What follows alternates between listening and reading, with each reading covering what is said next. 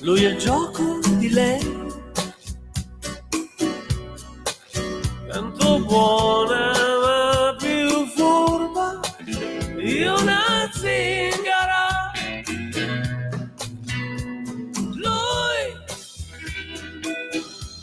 Lui è pazzo di lei,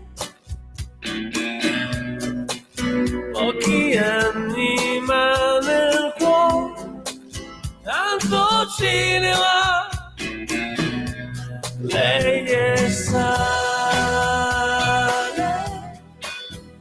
fa male, ma poi... Stai ascoltando Radio Libertà, la tua voce libera, senza filtri né censura. La tua radio.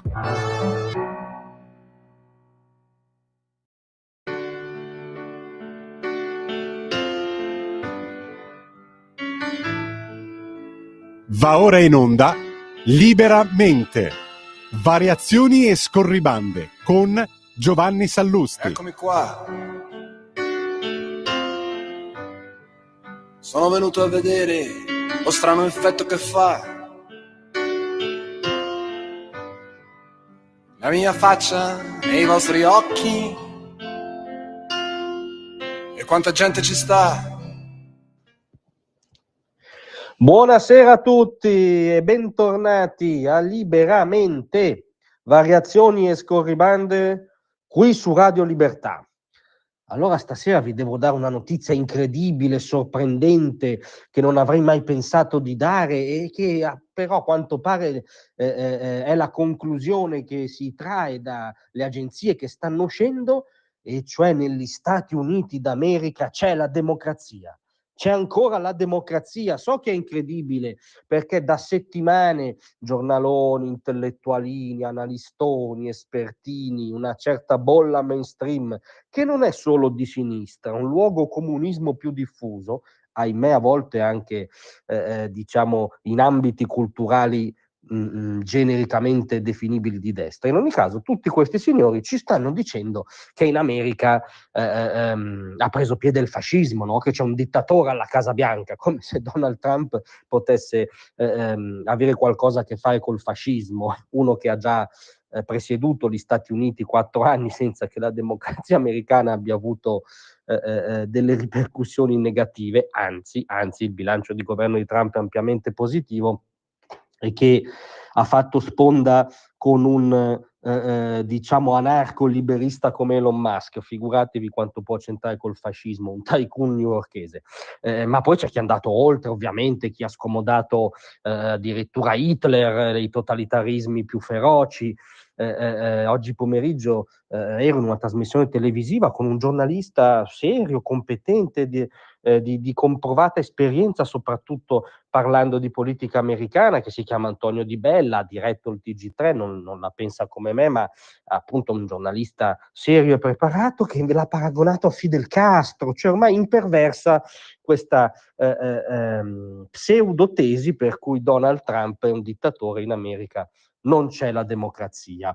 E soprattutto ci dicono l'America è diventata amica dei dittatori, no? Fa gli interessi di Putin e preferisce anche Xi, è amica dei dittatori e nemica dell'Europa, sempre riferito al presidente che unico negli ultimi 20 anni ha tenuto Vladimir Putin rintanato in casa sua, e unico negli ultimi 25 anni che ha contrastato la guerra commerciale che la Cina muove al mondo libero, perché la guerra commerciale la muove in primis la Cina al mondo libero.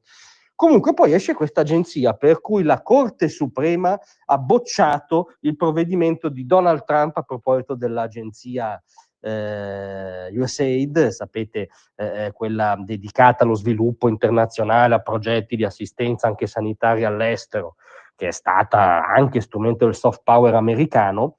Trump aveva deciso di azzerare il 92% dei finanziamenti destinati all'estero di questa agenzia nel piano della razionalizzazione, sburocratizzazione, alleggerimento della bestia statale portato avanti anzitutto da Elon Musk, una parola d'ordine di puro liberismo reganiano. ma la Corte Suprema ha stabilito che devono essere riavviati i 2 miliardi di dollari di pagamenti dovuti ad appaltatori che hanno già completato il loro lavoro, cioè quelli vanno ripristinati, quindi ha smentito ufficialmente una parte quantomeno del provvedimento di Trump.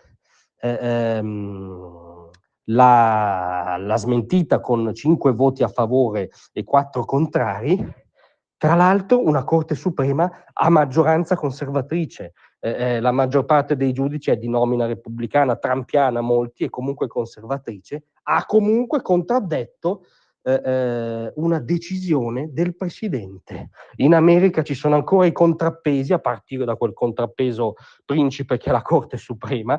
In America c'è ancora la libera stampa, in America c'è ancora il Partito Democratico, anche se è ridotto a quella cagnara che abbiamo visto in congresso, ma questo non sarà certo responsabilità di Trump. L'America è ancora l'America, è ancora la terra dei liberi, è ancora la più grande democrazia liberale del mondo. Fa ridere solo doverlo dire, ma seriamente ci stavano rincoglionendo con la tesi della dittatura in America. Ecco, oggi la Corte Suprema a maggioranza repubblicana smentisce Trump.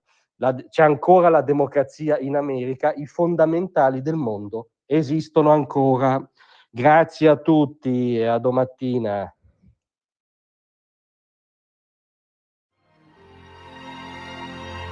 Tra un manifesto e lo specchio.